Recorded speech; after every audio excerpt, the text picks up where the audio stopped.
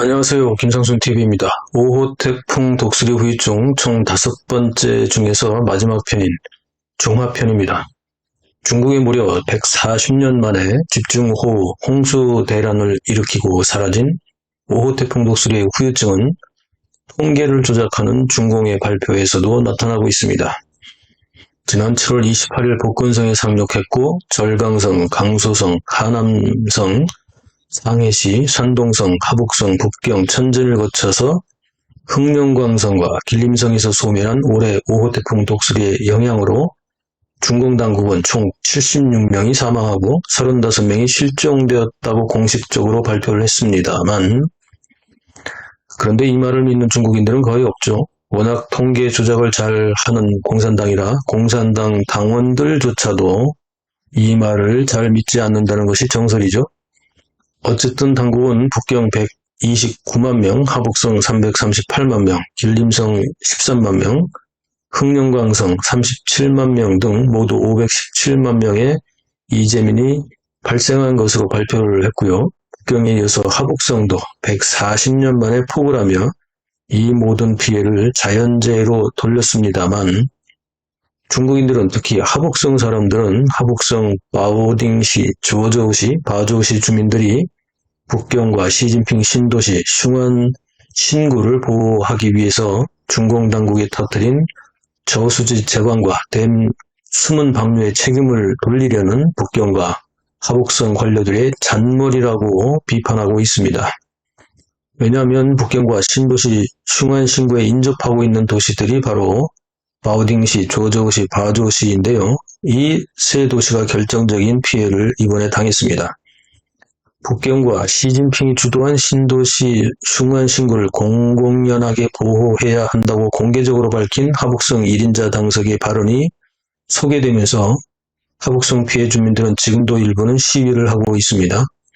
하지만 물이 아직 빠지지 않은 지역 주민이나 물이 빠지긴 했지만 토사와 바위가 마을의 주택을 덮어버려 피해가 아주 막심한 주민들은 우선 피해 복구부터 힘쓰고 있기 때문에 아직 시위에 가담할 여유조차 없는 상태이죠.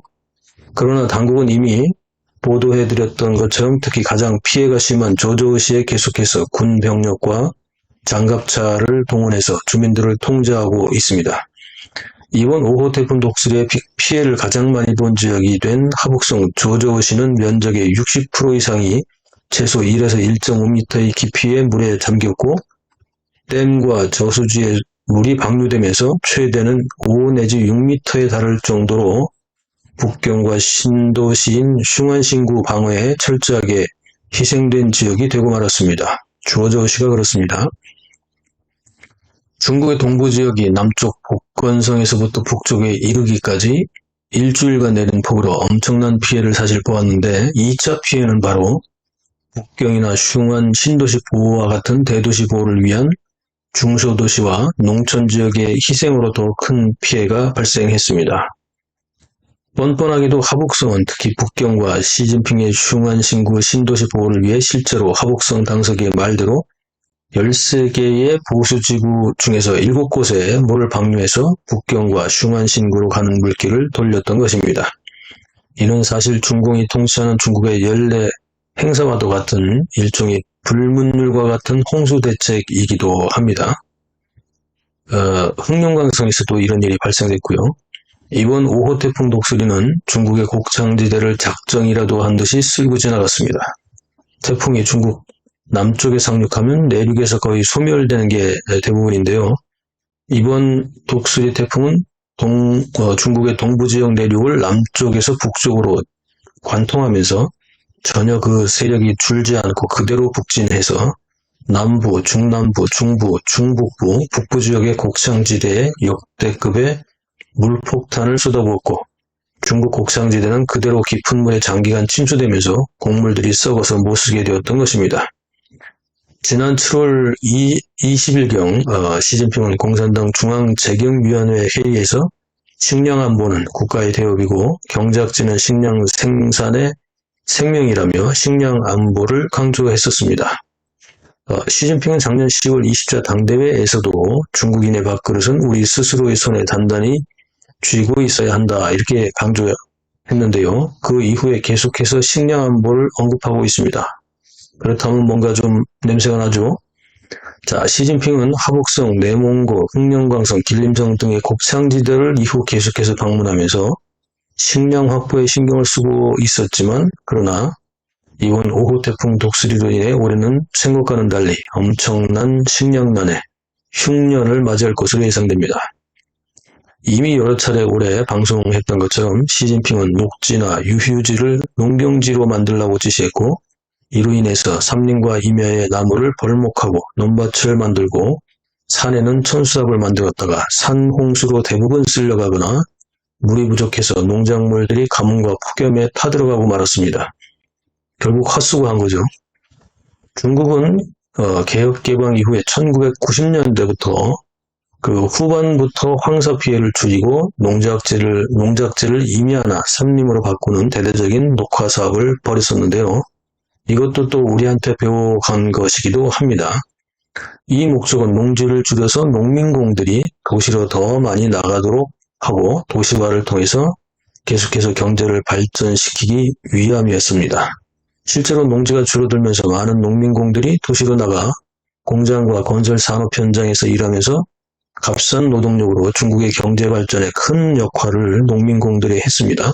그런데 시진핑 10년 기간 동안 미중 무역 전쟁을 시작으로 중국의 경제가 발전을 멈추고 급정거하게 되었고 특히 미국의 기술 제재가 결정적인 발목을 잡으면서 탈중국화 현상으로 중국의 경제는 여러 번 말씀드렸지만 이미 이른바 피크 차이나 시대에 접어들게 되었습니다.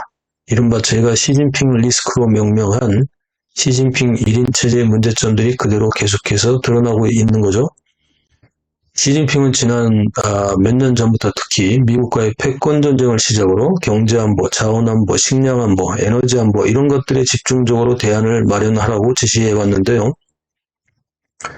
그러나 수출로 경제를 일으켰던 중국이 갑자기 내수경제 활성화를 통한 수출과의 일종의 유기적인 쌍순환 발전 전략이 먹힐 리가 없죠. 그죠? 결국 종합안보적 측면에서 시진핑은 여러 가지 분야에서 위기를 맞고 있습니다. 이런 와중에 오늘의 주제인 식량안보 역시 자급자족을 위한 비축을 하지 않을 수 없었고 그동안 수입에 의존해왔던 식량과 특히 가축의 사료에 대해서도 다시 농경지 확보로 돌아서지 않을 수 없었던 것입니다.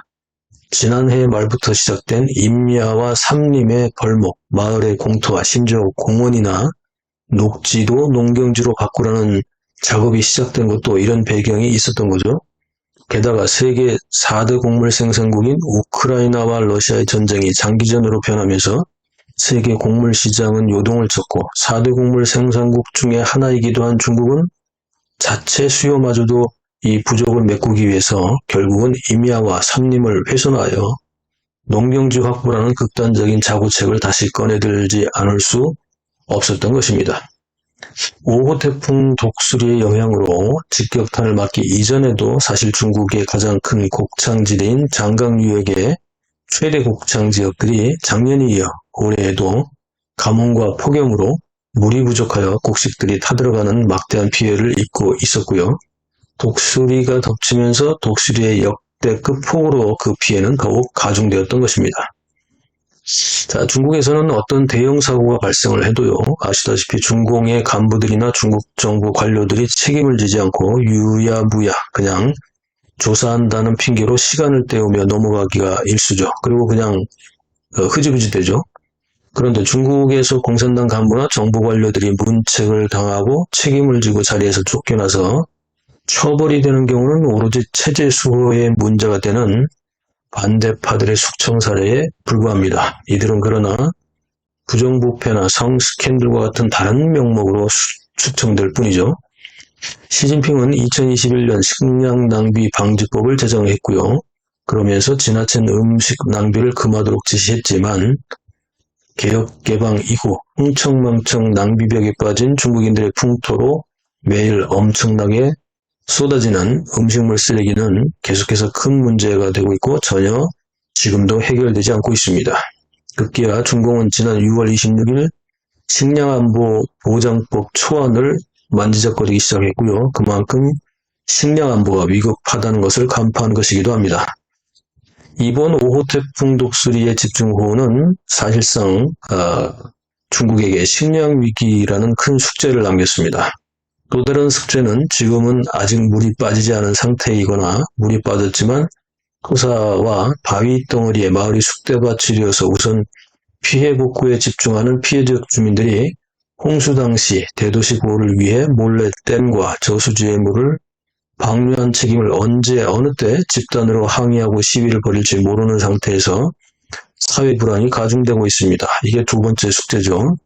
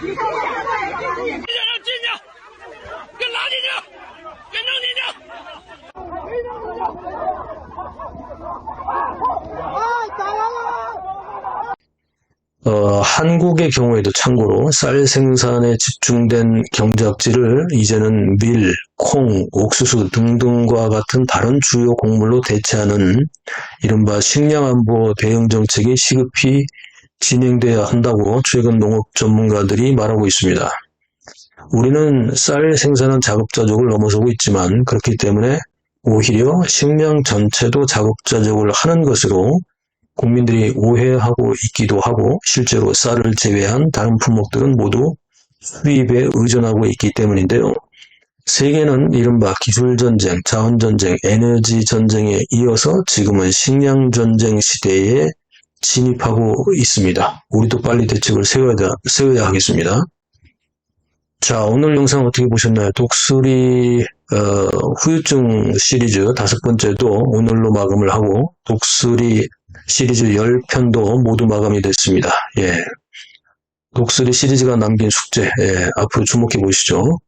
영상 어떻게 보셨나요? 댓글로 소통하시죠. SNS 공유, 구독, 알림, 좋아요 눌러주세요. 감사합니다.